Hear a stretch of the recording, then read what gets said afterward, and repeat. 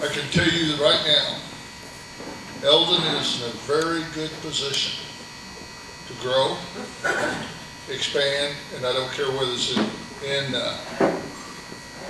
housing and things of that nature, but also in jobs. We've had a lot of approaches that may benefit us a lot here pretty quick. I'm not going to get into detail and tell you it's this company, that company, and things of that nature, but there's a lot of potential. There's another potential in our community also that I feel very positive about. It's the Rock Island Trail. And people says, yeah, we hear a lot of this and a lot of that going on. But I want to tell you this. You take a look at the map on the trail, and you see where we're located in the environment. All right? If we, the people of Eldon, put the effort in. I know there's committees that's there, it's working very hard to make this happen. Yeah, we could be the hub for that trail. And it would mean a lot to us because it would bring a lot of people into the town at different times. So if you hear people talking about that, I ask for your support to make sure we make this happen. Okay? There's some other things. You know, we're making adjustments all the time in city government. I have a couple of the aldermen here today with me and the city administrator. We deal with different issues every day. And one thing is we look long term. You know, can we operate day to day? Can we plan to grow our community, whether it's industry or whether it's housing and things of that nature? We need the people, and me being one of them, has to take a good look. How are we going to correct our problem with our infrastructures? Whether it is the streets, whether it's sewage treatment, sewer plants, water and things of that nature. One of these days we're going to have to take a good look, and we're going to have to decide as individuals how we're going to update everything. And that will come before the people, I'm sure. And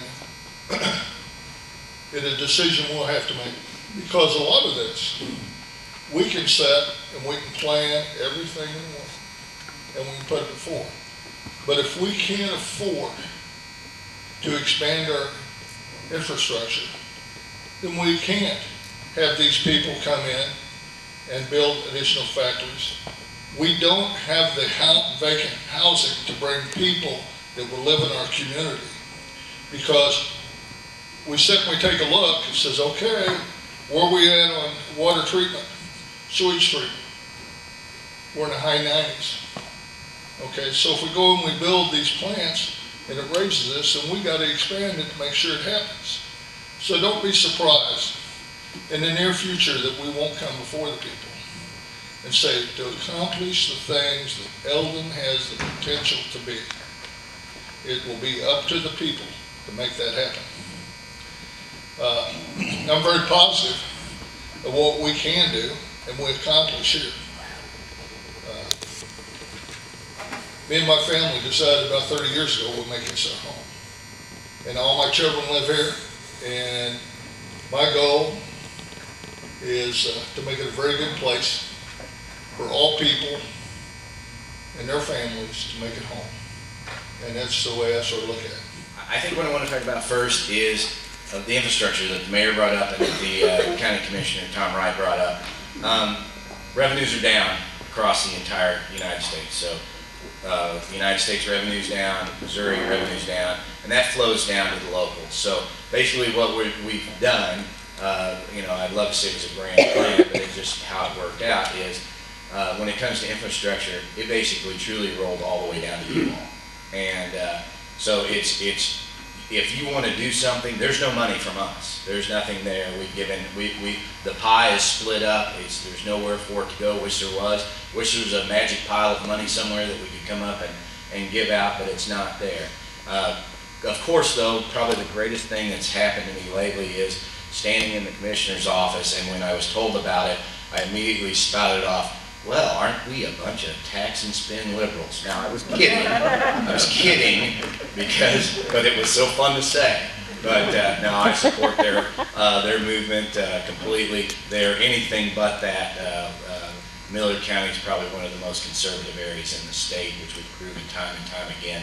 But we have to get from point A to point B, and that's important. And so we, if we end up with that magic pile of money, maybe we can send some down. But I don't see that happening in the near future. We've got other places that it looks like it needs to go. So it goes upon the local control to depend on getting your stuff, and you all have to decide if you're going to fund those things, and you should. So there's that. The other thing, hopefully to get some more money here, we've become more and more in the business of getting out of your way. It comes to labor issues, we're out of your way. We've now cleared the decks where the big excuse for large manufacturing to come to Missouri is out of the way. They can come whenever they want, and they can utilize the great labor we have in Miller County, and I think that's probably a good place to start. The other thing we've got is, I got asked about today about EPA. Like, well, we're basically, DNR is basically just an arm of EPA. And the entire time that I've been up in the State House, I've said, no, that's not the case. We run our own business here. Unfortunately, the former heads of the DNR did not believe that. They believed that, oh gosh, golly, the EPA told us to do this, so that's what we're going to do. No, we can push back, we can fight back. And I've had meetings with the DNR, and that's what we're going to do. We're going to push back on many, many levels, because there's no reason. You talked about your sewer system. You might be at 90%, but boy, if you have to lower your permanent levels anymore, where are you going to be at? It's a mistake. It's not going to. The thing is, if we're going to protect the environment, great. The problem is, we're past that point now.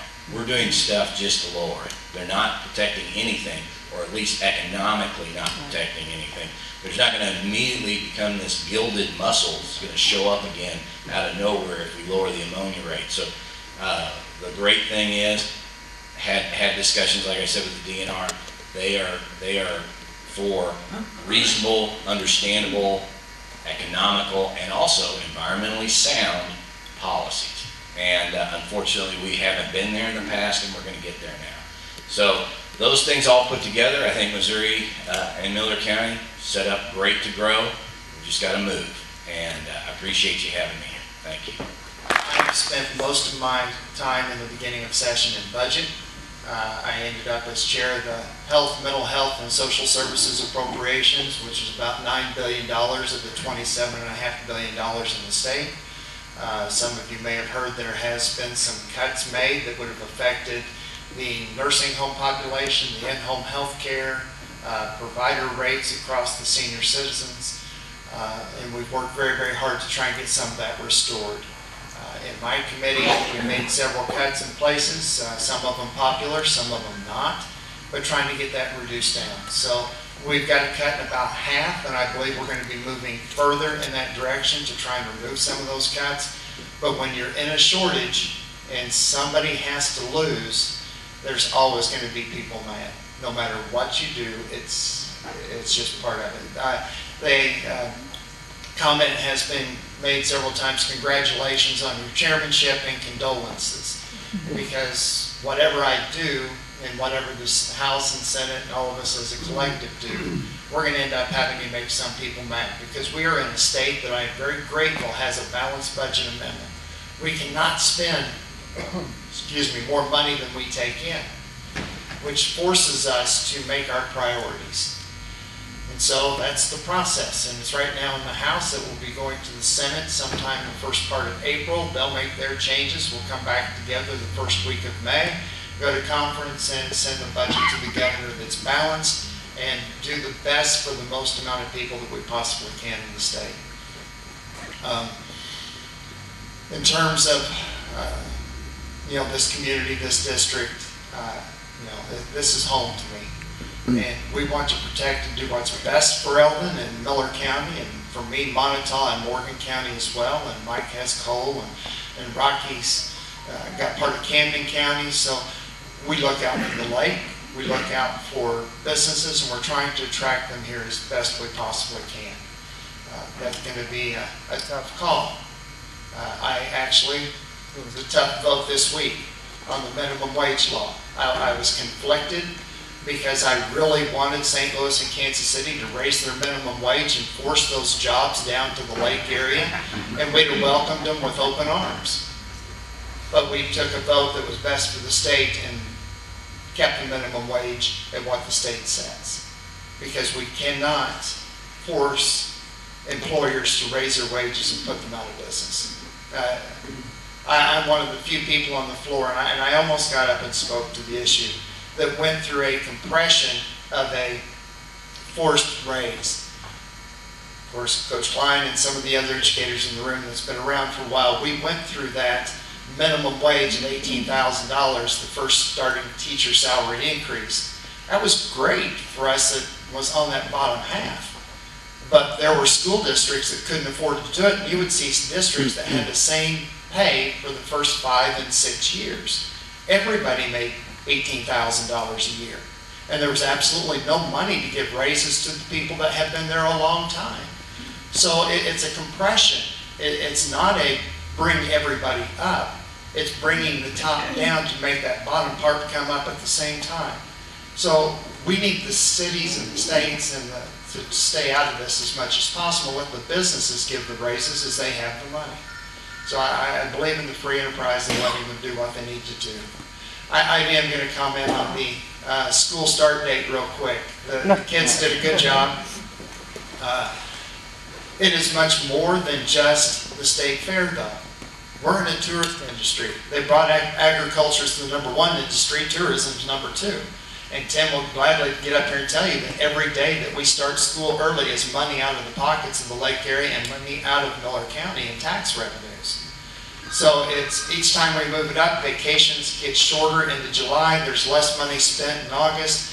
If we move the dates up in May, there's rain in May, it's cold weather, the water's not warm, the boaters don't come out. We need the days in August. So it's a financial issue as well, not just the state fair. I believe that a reasonable compromise is to eliminate the agricultural exemption and stay at the 10 days before Labor Day. That gets the state fair mostly through. It gains the lake a week of revenues, and it still puts the schools at a start date that's reasonable. And we would put with that letting the school districts have the ability to change their calendar, not to 174 days, but any number of days they needed with the number of hours that they wanted to set. So if they want to go 8 hours a day and 130 days, God bless them, go on. I believe getting a lot of things done this year that we just kind of talked about in previous year in the House and Senate, and much of that has to do with the results on November the 8th. When you have, sweeping statewide success for, in this case, Republicans in conservative Missouri, in my opinion, you're able to move a lot of agenda items. You don't have to count as high anymore, because we only need 82 votes in the House and 18 votes in the Senate to get things done. Now that we have a governor with Governor Greitens who is willing to sign legislation that I believe will help move Missouri forward. The budget is tight this year. Rocky and David and Mike can all tell you that. I can tell you that.